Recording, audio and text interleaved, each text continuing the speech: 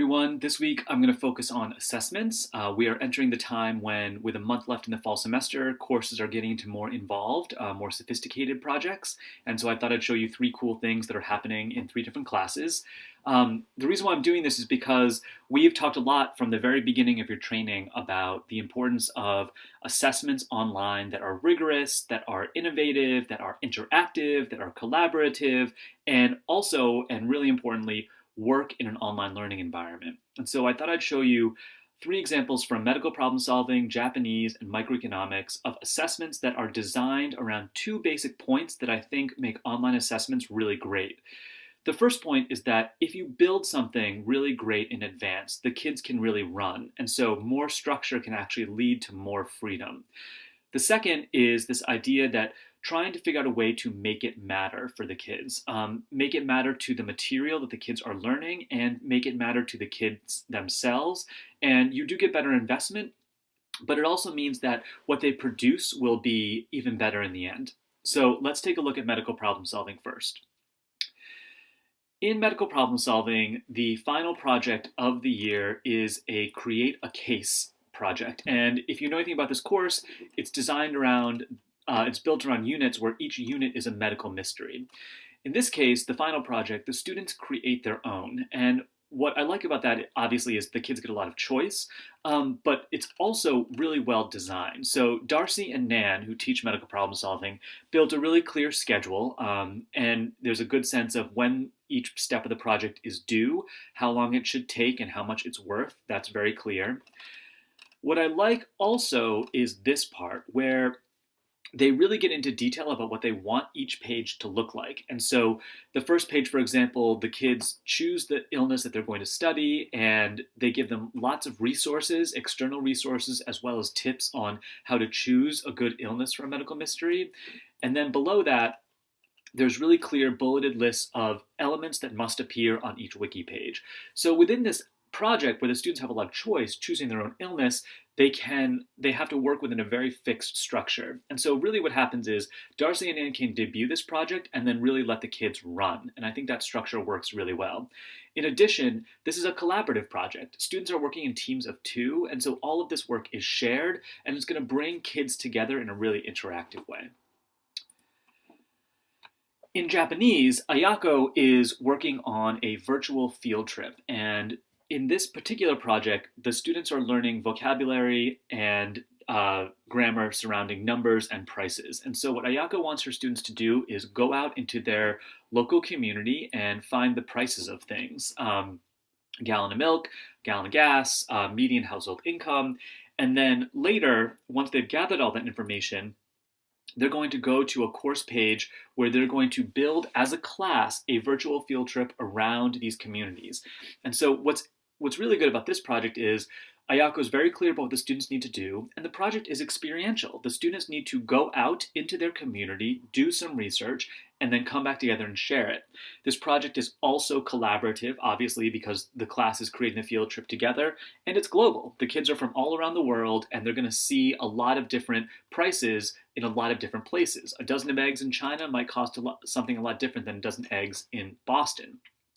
And so if you look at the actual field trip, you see basically several tiles of different voice threads. There's a voice thread for eggs, there's a voice thread for milk, there's a voice thread for a Big Mac, there's a voice thread for gasoline.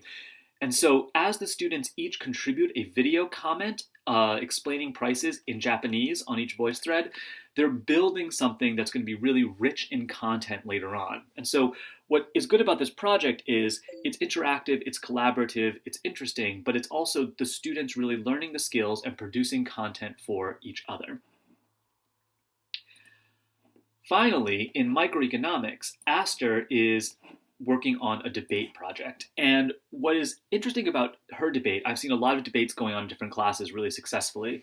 What's interesting about this debate is Aster has chosen to do it asynchronously, meaning the students are not gathering together in a hangout to have a debate. They're actually submitting videos to a wiki project and going back and forth in that way, watching videos, then making a video in response. So this is a very important project in Aster's class. Each week, kids are paired into teams of two, and they debate another team of two, and the debate is based around the theme from that week's course. This week, they're dealing with income inequality. but there is a separate page in Aster's class dedicated just to explaining how these debates work. Aster's chosen to use a Google presentation to explain her instructions, which I think is an interesting technique. It's a really visually appealing and easy way to organize all the directions. And so you can see here she's sort of very clearly laying out the parameters. But then after that, once she assigns the topics and gives the kids instructions, she really lets them craft the debate themselves. She gives them all the tools they need to do a good job, but then lets them go off and do it. And so what you see here is she gives them a prompt. She gives them instructions about the kinds of videos they're going to present. They're going to present an initial argument and then a rebuttal. And then she provides them with some resources that they can play with.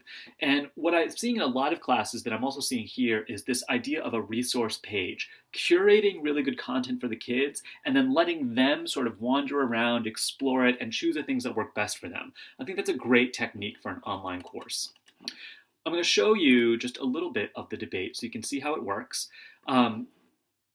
On this wiki page, you see Amy and Bridget submitted their initial argument, and Wilford and Thomas submitted their initial argument, and then Wilford and Thomas submitted a rebuttal to Bridget and Amy, and then Bridget and Amy have their own rebuttal. And we'll watch just a little bit of that so you can get a sense. You're going to see Bridget first.